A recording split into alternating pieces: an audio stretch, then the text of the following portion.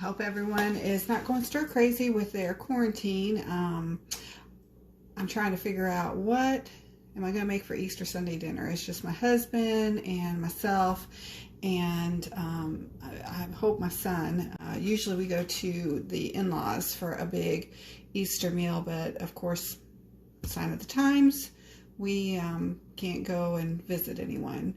So I said, well, I have a chuck roast, and I'm going to sous vide the chuck roast to make it very tender, and I think that'll be a great meat for our Easter dinner.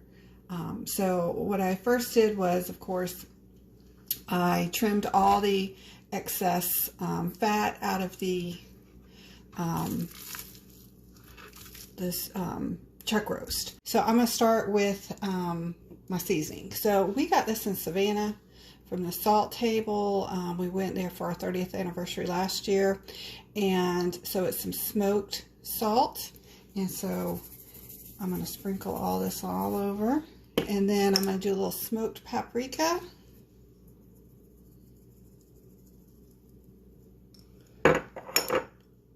garlic, onion, oops, let me get that right, onion powder, and of course I'm going to do both sides, some cracked pepper,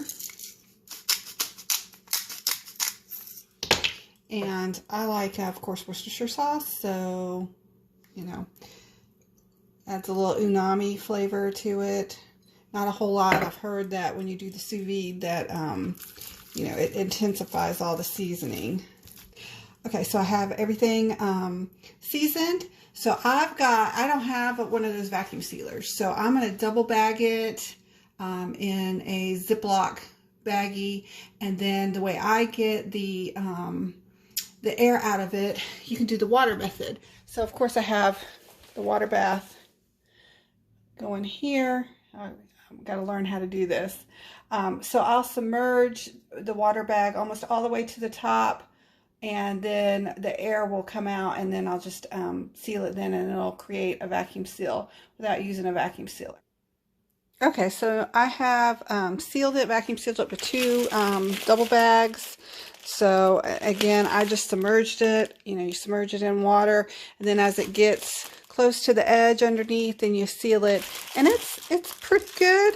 I mean, it's all kind of stuck to it. There's not really any air in it. So I'm going to let this marinate for about an hour. I will cook it at least for 24 hours, maybe 48 hours. I'll see how it is after 24 hours. I'm going to cook it at, or sous vide it for at 130, I believe is where I'm going to shoot for my temperature. All right, I've marinated this for about an hour, and I've got the sous vide. I think I'm going to do 131, and as you can see, it's set for 24 hours. Go ahead and get this in, and then you want to make sure it submerges. Let me get tongs. It's still a little on the warm side. So you want to make sure the meat is all the way submerged. And then I'm going to add some saran wrap to the top. I might need to put a can or something in here, maybe, to make sure it stays under. And anyway, so I'm going to put some saran wrap out around it, because it will evaporate some of your water, and we don't want it to evaporate. So I'll be back. Okay, so now we have it all submerged, and it's wrapped up with saran wrap, so to keep the evaporation from happening. And we'll be back about 24 hours. Okay, so I'm moving on to my sous vide chuck roast. So it's been 24 hours, give or take, and you can see it's super tender. So it says now to take it out of the water and stick it in an ice bath. So you're going to shock it, and then you're going to put it in the refrigerator, and then this will go. I'll sear it in a cast iron grill tomorrow for dinner. So then I'll be back tomorrow evening with the last part of our sous vide chuck roast. I pulled the chuck roast out of the refrigerator. This is Easter Sunday, so it's the very next day. And I am heating the sous vide back up to temperature We're going to put this in for an hour, and then I'm going to sear it and make it look pretty in the cast iron pan.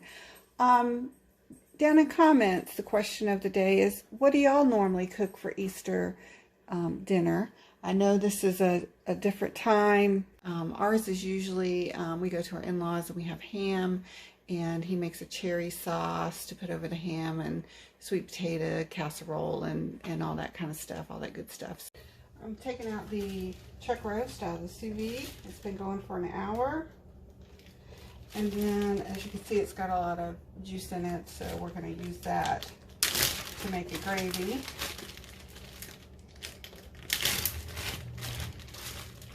And I've already got a pot here with some homemade beef broth that I had. So I'm just going to add it to that.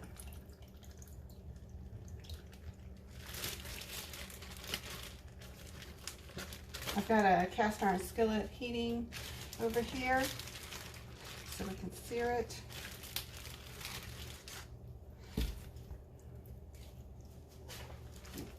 More. I'm going to add 2 tablespoons to my skillet. I'm going to add a little salt and pepper. Even though it was already seasoned, I'm just going to kind of add a little more. Make sure it's seasoned well.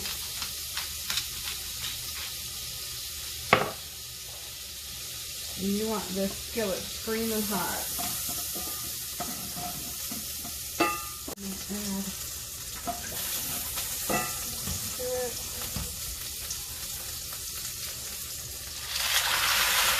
Add a couple of garlic cloves. Smash them. And just add it to the pan.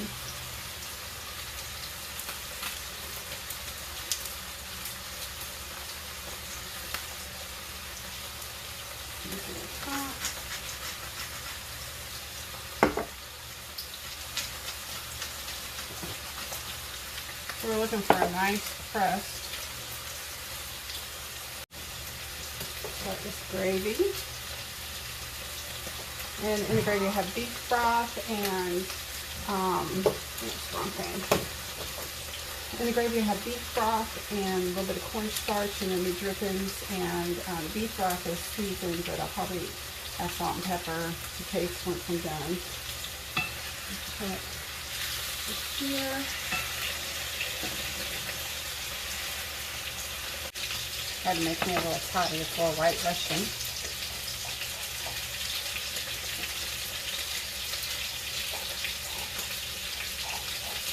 Alright, I'm going to put the crust again. Alright, got a good color. Look at that. Nice. I'll get the other side. I probably was about 4 minutes, and then I'm going to probably just do 2 minutes on that side because I'm going to keep it at a medium rare. Cheers. Alright, I'm going to pull this out, and it's going to rest for about 10 to 15 minutes, and that'll give me enough time to get the rest of the Easter dinner together.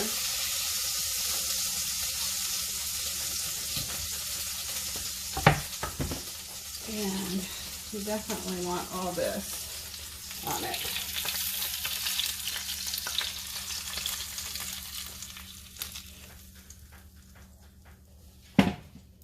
We're going to use my great-grandmother's platter. You can see, I don't know if you can see, it actually had a crack in it that was repaired, but this was my great-grandmother's. We're going to transfer the meat onto this.